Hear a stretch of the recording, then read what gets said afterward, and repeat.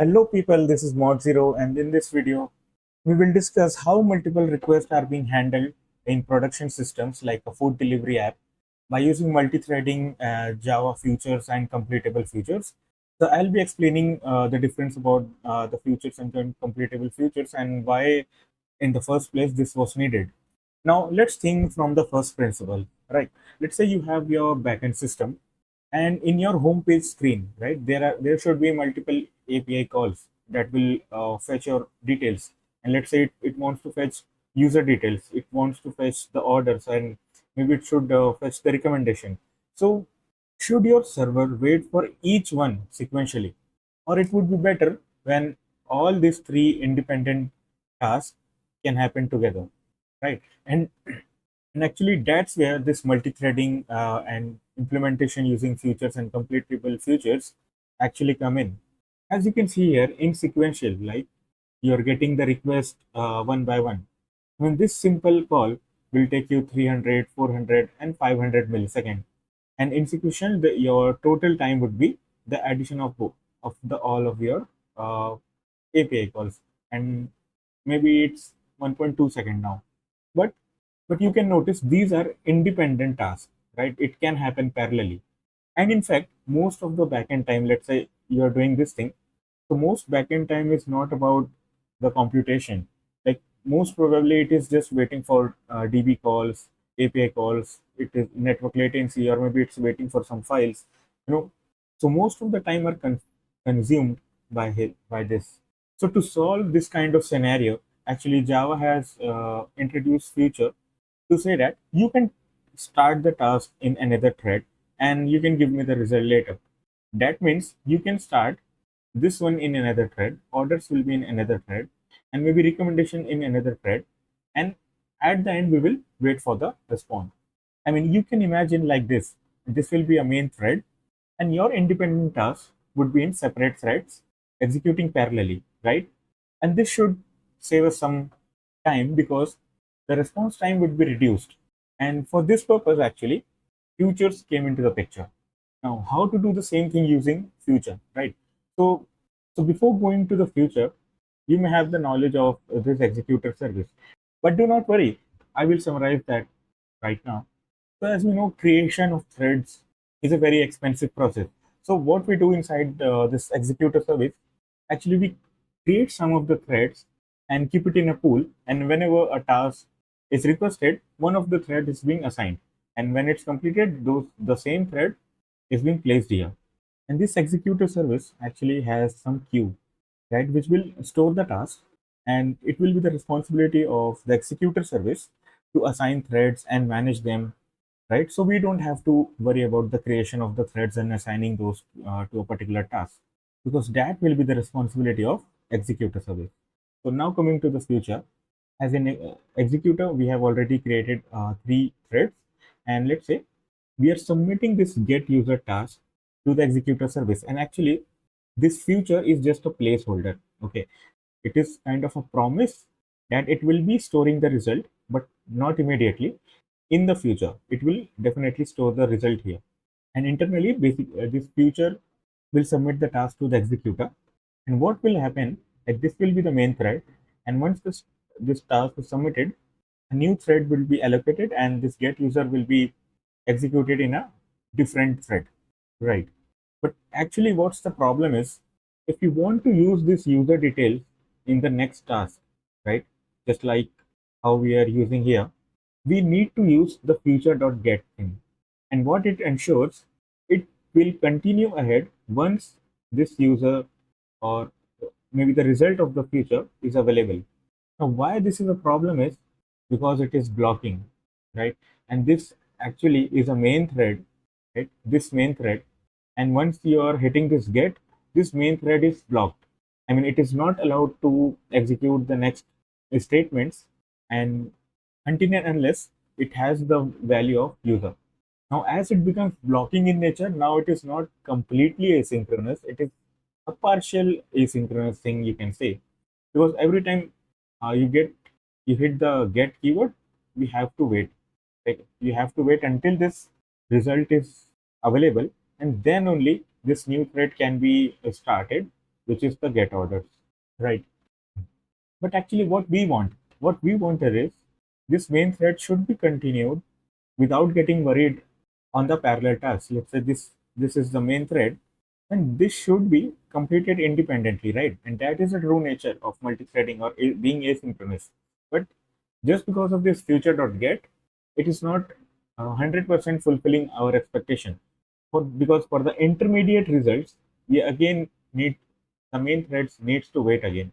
So now, as we are facing a blocking issue, and one more issue is we don't have any chaining capability. Let's say getting user, getting the orders, getting the recommendation. You want this as a linear task or a task in pipeline, right? So we don't have any options in the future because we have to wait for the intermediate result, right? Because all these three activity we cannot do or we were not able to do in a single execution, right? And it was messy, it was blocking, and we need to orchestrate the task manually using this get and all.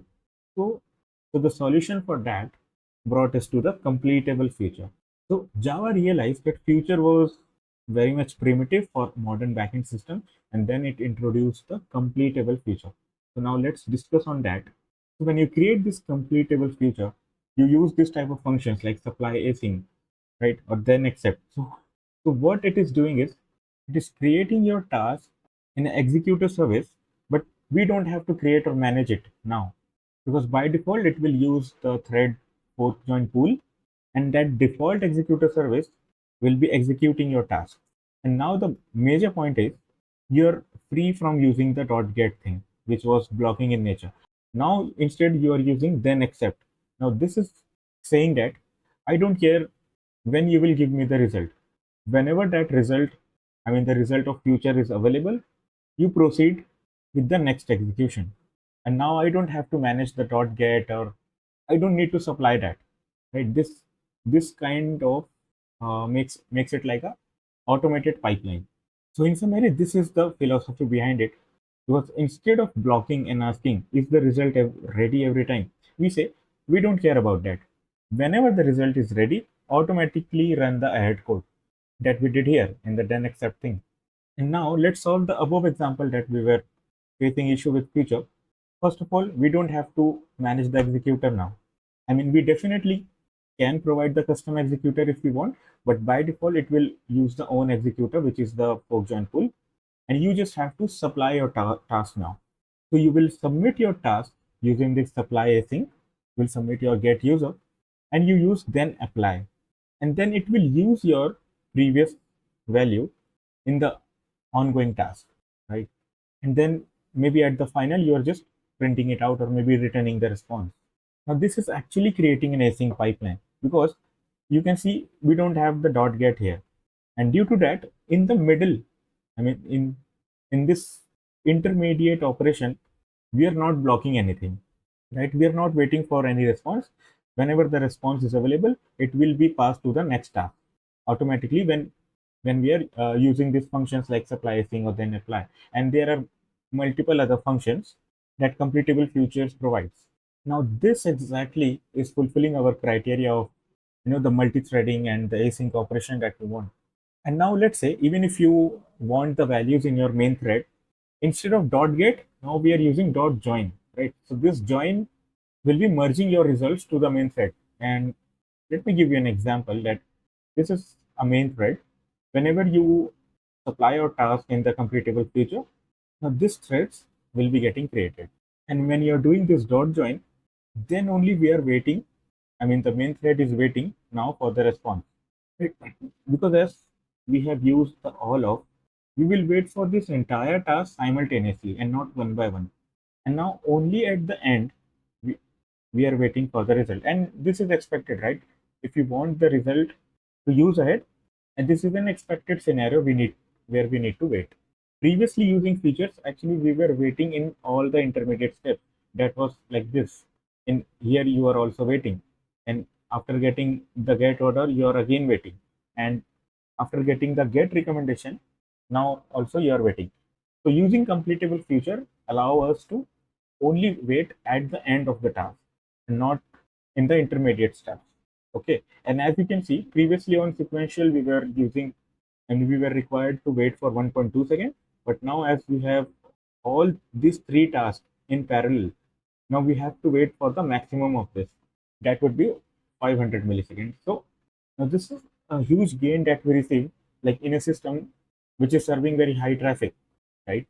And then completable feature actually will be truly async when you avoid the get and join, and instead you can use the internal functions like then apply, then compose, then accept, then combine. So it provides a lot of utilities for us according to our requirement, and therefore no thread needs to sit idle while waiting.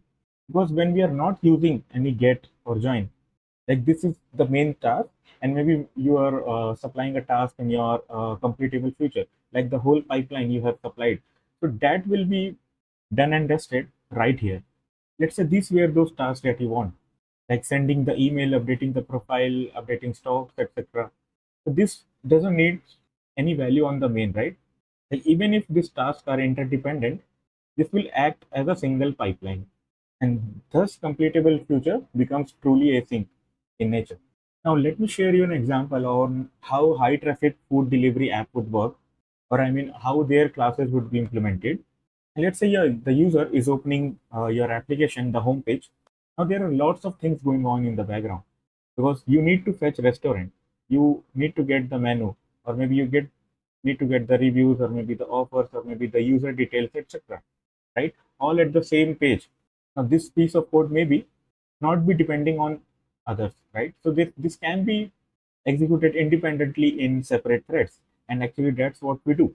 All of the independent tasks like getting the restaurant menu, reviews, or offers, those are supplied to the completable future. And your main thread is now actually free for any other task. Let's say it has to validate a JWT token, or maybe it has to do some heavy CPU work, right? Maybe like just for example, it needs to check the cache or something. So your main thread is actually free to do all of that, because it has delegated the independent task to the completable future, right? Basically the executor service. And then at the end, when we want to combine all those results in a, let's say, an API response, right? And at the end, then we will wait for all of the response to be available. Sorry. And we will create a final response and send back to the user, right? So this process will save you a lot of time. It will reduce your latency to a significant amount. Now let's see how to visualize this all multi-threading in a production environment. So basically, let's say you have this SpringBoot application, and by default we are using the Tomcat server, right? Which is kind of a embedded server in SpringBoot. Let's say this is deployed on cloud, and the user are making requests to your application, and your Spring Boot will, I mean, it runs on one thread per request policy. And whenever a new request is arrived, right, let's say R1, so one of the server threads actually is assigned to it. So there are two different threads, one is server thread and one will be your application thread. So whatever you are doing with this completable future, you are actually playing with your application threads, which is created by the executor service. So whenever a new request will come to your application, so one server thread, let's say server thread 1, will be assigned to your request, and that actually will call your controller. And once it hits the controller, it will be the main thread. Let's say your application main thread will start working on that. And whenever you do the completable feature or the multi-threading, you actually create threads from this main one, right? As we were talking about this get restaurant menu review offers, etc. You can imagine it like this. So this async task have been executed independently, and once we receive the response, actually this main thread will create the response and return for this request. And don't get confused by this server thread or main thread. Actually, these two are the same threads, right? These two are the same threads. Let's say even if you log or debug, it will be something like Tomcat thread 12 kind of the thread name, and this will be like a worker thread, right? A worker thread 1 or 2 maybe. Now this Tomcat thread will become your application thread as a main thread, and it will delegate your asynchronous task to the worker threads, wait for the response, and just because this server thread owns the HTTP connection, this will basically give you the response that HTTP code, let's say 200 or maybe 201, etc. Right? So once this response is sent to the user, then this thread goes free and again come back to the thread pool of the Tomcat server so that it can accept any further more threads. As long as it has not returned the response, it cannot accept any other request, right? And that is basically a one thread per request model. So this is still kind of blocking in nature because we are waiting at here for the response. But there is some another servers like for example in Fast API or Python that we use. So basically those use event loop or coroutines, right? The same JavaScript execution happens. So those are actually non-blocking asynchronous thing because no thread will wait for anything. Even if it is waiting here, it can accept another request, right? But in Spring Boot, it is generally a one thread per request model. So it executes this way. So yeah, that's all for this video. I hope you might have got clarity for this completable future and how multi-threading looks in production. So yeah, thank you for being with me. Let's meet in some another video. Bye bye.